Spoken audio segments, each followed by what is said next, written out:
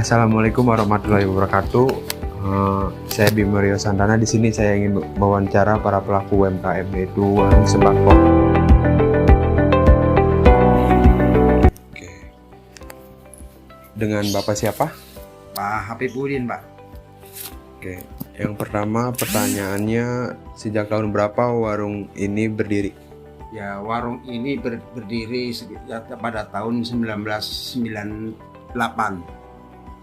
Sejarahnya bagaimana untuk berdirinya warung tersebut? Awal mula sejarahnya kegiatan warung ini yakni pada waktu itu karena ada kerusuhan 98 dan terjadi krisis moneter, dan saat itu saya kena imbasnya yakni kena pemutusan hubungan kerja. Nah, di saat hubungan kerja itu kita susah waktu itu, nah saya mendapatkan sedikit pesangon dari perusahaan yang saya kerja, dan waktu itu saya coba untuk usaha yakni kecil-kecilan untuk buka usaha seperti ini. Berarti itu termasuk modalnya ya? Kalau boleh tahu modalnya di berapa? Waktu itu modal karena emang punya pemikiran juga nyari kerja susah, jadi kita coba-coba waktu sekitar 2 juta kurang lebih pada tahun 98 itu 2 juta.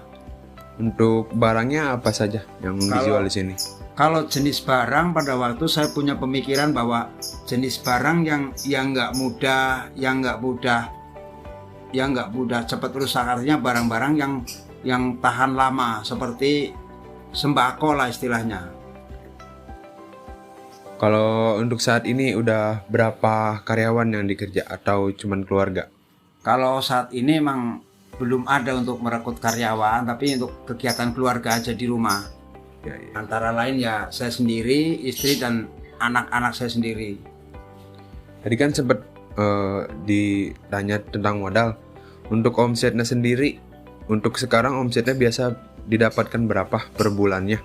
Kalau omset per bulannya ya kita pakai rata-rata per hari, karena emang per hari itu ya sekitar 600.000, itu pun kotor, pendapatan kotor, belum bersih, dalam artian masih bersifat pendapatan bruto. Ya.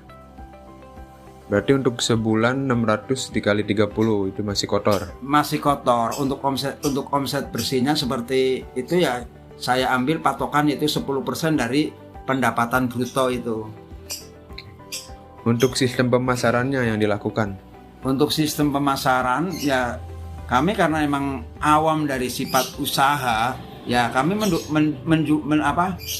menunggu aja dari pihak konsumen untuk pembelian, karena memang pas kebetulan di sekitar lingkungan ini juga banyak orang-orang yang tinggalnya jadi masih ngontrak, jadi makanya kami buka juga untuk menampung daripada orang-orang yang beli keluar.